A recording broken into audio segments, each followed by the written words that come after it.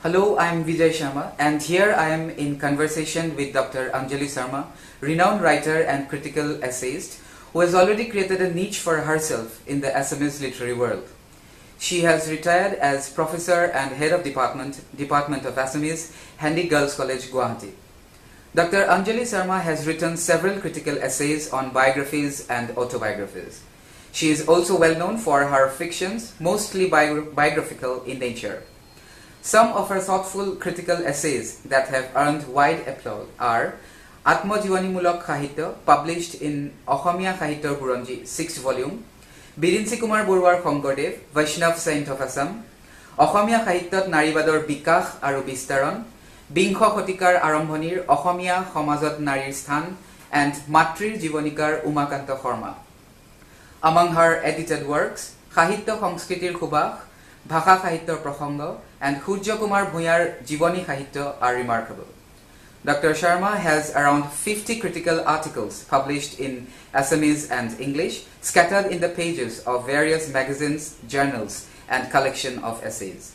She has also contributed to the Encyclopedia of Indian Literature by Sahitya Akademi and to the Assamese Encyclopedia of Assamese Literature by Assam Sahitya Sabha, Vishwakosh.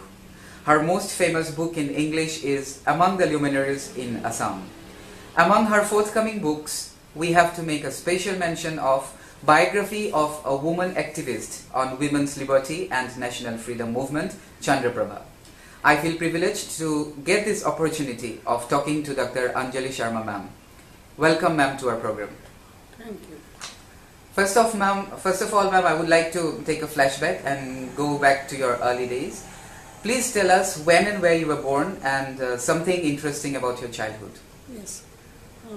মই 1942 চনত জন্মগ্ৰহণ কৰোঁ অসমৰ এখন পুৰণি town নগৰ শিৱসাগৰ, যিখন নগৰ ৰংপুৰ নামেৰে বিখ্যাত আছিল আহোম ৰাজত্বৰ ৰাজধানী হিচাপে।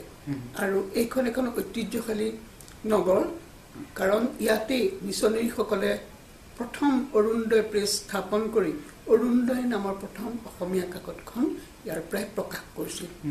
মই সেই পুৰণি শিৱসাগৰ নগৰৰ যিটো গাঁৱলীয়া পৰিৱেশ আৰু আমাৰ সমাজৰ প্ৰত্যেকৰ লগত যিটো আত্মীয়তাৰ সম্পৰ্ক, সেই আত্মীয়তাৰ সম্পৰ্কৰ দ্বাৰা মই প্ৰভাৱিত হৈছিলোঁ আৰু মুগ্ধ হৈছিলোঁ। আৰু মই ভাবোঁ সেই তাহানিৰ শিৱসাগৰ চহৰৰ আমাৰ সমাজখনৰ পৰস্পৰৰ প্ৰতি থকা আত্মীয়তা আৰু সৌহাৰ্দ্যই আমাক বহুখিনি ঐশ্বৰ্য দান কৰি থৈ গৈছিল, যিটোৱে হয়তো মোক আজি এই সাহিত্যৰ জগতলৈকে আহিবলৈ প্ৰেৰণা যোগাইছিল। Ma'am, what are your fields of interest? Would you like to share some experiences with us? মই সাধাৰণতে জীৱনীমূলক ৰচনাৰ প্ৰতি আগ্ৰহী, আৰু মই বিশেষকৈ কি বোলে হেৰি কৰোঁ, ৰাইটিং এণ্ড ৰিডিং, অৰ্থাৎ মই পঢ়োঁ, অধ্যয়ন কৰোঁ আৰু লিখোঁ। যেতিয়া অধ্যয়ন কৰি মোৰ লিখিবৰ মন যায় তেতিয়া মই লিখোঁ। আৰু তাৰোপৰি মই ৰন্ধা বঢ়া কৰি ভাল পাওঁ। বিভিন্ন ৰেচিপি মই নিজেই তৈয়াৰ কৰি পেলাই ৰান্ধি বাঢ়ি খুৱাই মানুহক আনন্দ পাওঁ। আৰু তাৰোপৰি গাৰ্ডেনিং, অৰ্থাৎ মানে ফুল জালি বা কিটচেন গাৰ্ডেনত বিভিন্ন প্লান্ট লগাই মেলি সেইবিলাকক গঠন হোৱা, সেইবিলাক ডাঙৰ হোৱা চাই মই নিজেই খুব তৃপ্তি লাভ কৰোঁ। বিশেষকৈ মোৰ অৰ্কিড প্লেণ্টৰ প্ৰতি বিশেষ এটা দুৰ্বলতা আছে, আৰু মই বহুত মোৰ ডাঙৰ ল'ৰা অতনুৰ লগত লগ লাগি বহুত অৰ্কিড প্লেণ্ট লগাইছিলোঁ। বৰ্তমান অৱশ্যে মোৰ যত্নৰ ত্ৰুটিৰ বাবে বহুখিনি হ্ৰাস পাইছে এই হেৰিটো, হবিটো। Okay, so apart from reading and writing, gardening and cooking, yes. These are a field of interest. Yes, you yes. take delight in all them. Yes. Okay, ma'am, is there any particular thing or incident that inspired you to write, to become a writer? You have already said that you've come from Shivsagar, the place with a rich cultural heritage. So I believe your stay and childhood that you have spent there has influenced you. Yes. And it must have been a reason why you have come to writing. I mean, it has planted the seeds in you. Yes, perhaps মই ভাবোঁ সেইটো হয়তো হয়। তদুপৰি মোৰ সেইটোৱেই দি মই অকল সাহিত্য জগতলৈ আহিলোহেঁতেন নে নাই বা সাহিত্যত মই লিখিলোঁ কৰি মানে সাহিত্যলৈ আহিলোহেঁতেন না এই কথাটো মই আজি খাটাংকৈ ক'ব নোৱাৰোঁ কাৰণ আমাৰ নাৰীসকলৰ এটা বিশেষ পৰিৱেশ নাপালে সাধাৰণতে নাৰীসকলৰ লিখা পঢ়াৰ প্ৰতি বা অধ্যয়নৰ প্ৰতি তেওঁলোকৰ সেই ইচ্ছা বা অভিপ্সা কেতিয়াবা নাইকিয়া হৈ যায় কিন্তু মই বিয়া হৈ যিখন ঘৰলৈ আহিলোঁ মোৰ স্বামী ডক্টৰ গোবিন্দ প্ৰসাদ শৰ্মা তেওঁ নিজেও অনবৰত অধ্যয়ন কৰি থাকে গতিকে তেওঁক দেখি আৰু ঘৰখনৰ এই পৰিৱেশটোৱে মোক স্বাভাৱিকতেই পঢ়িবলৈ আৰু লিখিবলৈ উদগনি যোগাইছিলে বিশেষকৈ মোৰ স্বামীয়ে মোক মানে উদগনি যোগাইছিলে এইদৰে যে মই অন্য নাৰীৰ দৰে কেৱল ঊল গঠা বা ৰন্ধা বঢ়াতেই অভ্যস্ত নাথাকি মই যদি দুখন কিতাপ বেছিকৈ পঢ়োঁ মোৰ কাৰণে বেছি ভাল কাম হ'ব গতিকে সেই কথাষাৰে মোক বিশেষভাৱে প্ৰভাৱিত কৰিছিল আৰু মই আজি যিখিনি লিখা পঢ়া কৰিছোঁ মই ভাবোঁ তেওঁৰ সেই অনুপ্ৰেৰণা অবিহনে মই সেইখিনি কৰিব নোৱাৰিলোহেঁতেন গতিকে তেখেতৰ অনুপ্ৰেৰণাটো অন্যতম কাৰণ মই লেখা পঢ়া কৰিবলৈ অহাটো So the atmosphere at home is quite influential. Yes. Okay, ma'am. So what do you think about the status of Assamese women writers? অসমীয়া লিখিকাৰ যিটো বৰ্তমান ষ্টেটাছ বৰ্তমান সব লেখিকাই যে সমান ষ্টেটাছত আছে মই সেইটো ক'ব নোখোজোঁ কিন্তু আমাৰ অসমীয়া লেখিকাৰ কিছু মানে হয়তো ভাল ষ্টেটাছে পাইছে বিশেষকৈ মামণি ৰয়ছম গোস্বামী তাৰপিছত নিৰুপমা বৰগোহাঁই এইসকলে ইণ্ডিয়াত মানে ভাৰতততো পাইছে আৰু বিশ্ব সাহিত্যৰ ক্ষেত্ৰতো তেওঁলোক এতিয়া মানে এক্লেইমড হৈছে তেওঁলোকৰ ৰচনা পাতি সকলে আদৰি লৈছে এইফালৰ পৰা অসমীয়া উইমেন ৰাইটাৰৰ হেৰিটো ষ্টেটাছটো বৰ যদিও মানে খুব কমফৰ্টেবল নহয় কিন্তু একেবাৰে পেলাই দিবলগীয়াও নহয় What kind of contribution do you think Assamese literature is making towards Indian literature? অসমীয়া ভাষাটো ইণ্ডিয়ান লিটাৰেচাৰ বুলিলে এতিয়া ভাৰতীয় যিমানবোৰ ভাষা আছে সকলো ভাষাৰ সংযোগতহে ভাৰতীয় সাহিত্যটোৰ সৃষ্টি হয় আৰু সেইফালৰ পৰা অসমীয়া ভাষাও এটা সংবিধান স্বীকৃত ভাৰতীয় এটা ভাষা আৰু সেইফালৰ পৰা ই খুব ভালকৈ নহ'লেও মানে অন্য ভাৰতীয় ভাষাৰ তুলনাত বা তাৰ সমকক্ষ নহ'লেও কিছু পৰিমাণে ই অৰিহণা যোগাই আহিছে বুলি মই ভাবোঁ What is your idea about Assamese writers writing in English, taking English as a medium of expression or writing?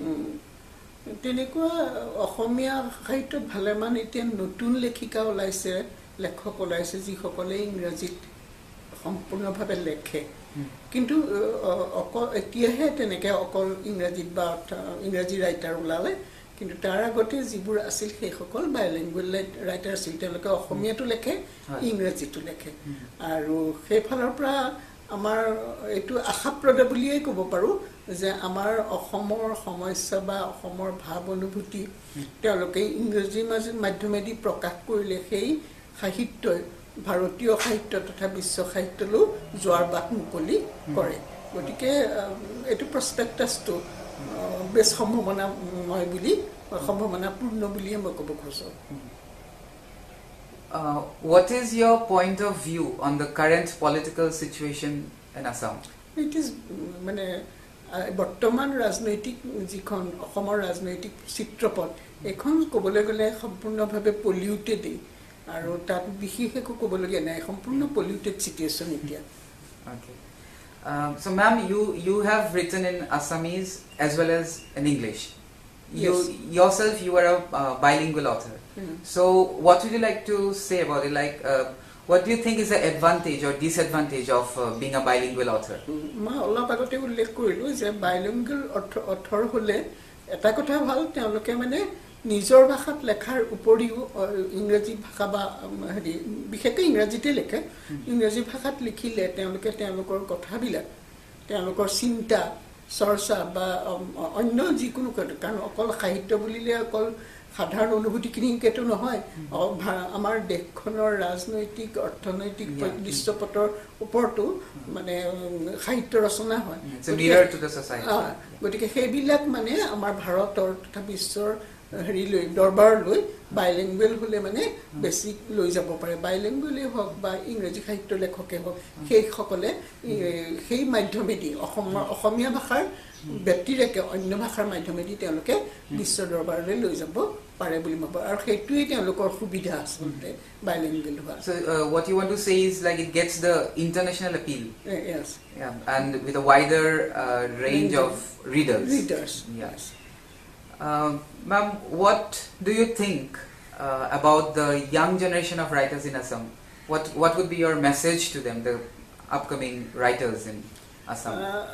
এতিয়া উঠি অহা ইয়ং ডেকা লেখক লেখিকাসকলৰ উৎসাহ খুব বেছি আৰু তেওঁলোকে লিখিছেও বহুত কিন্তু তেওঁলোকলৈ মোৰ এটাই এপিল যে তেওঁলোকে যেনেকৈ লিখিবলৈ আৰম্ভ কৰিছে সেই লিখাৰ পৰিপ্ৰেক্ষিতত তেওঁলোকৰ চিন্তা চৰ্চা আৰু অধ্যয়নৰ অধিক প্ৰয়োজন আছে আৰু মই ইয়ং ৰাইটাৰসকললৈ এইটোৱেই অনুৰোধ যে তেওঁলোকে যেনেকৈ লিখিবলৈ আৰম্ভ কৰিছে সেই লিখাৰ প্ৰতি তেওঁলোকৰ সততা কেৱল জনপ্ৰিয়তাৰ খাতিৰতে লিখিব নালাগে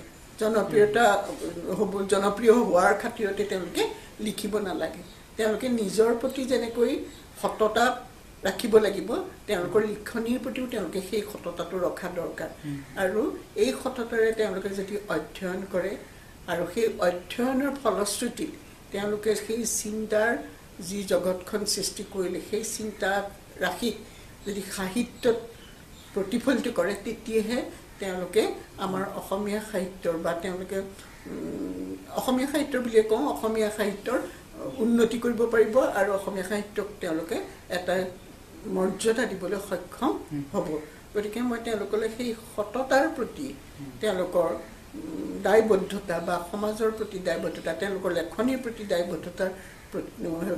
দায়বদ্ধৰ কাৰণে অনুৰোধ জনাওঁ Okay, so that is truthfulness to their own work, honesty towards their work. Okay, so with this advice for the young generation, we have come to the end of this conversation. It was really wonderful talking to you, ma'am. Thank you so much for your time and words. Thank you. Thank you.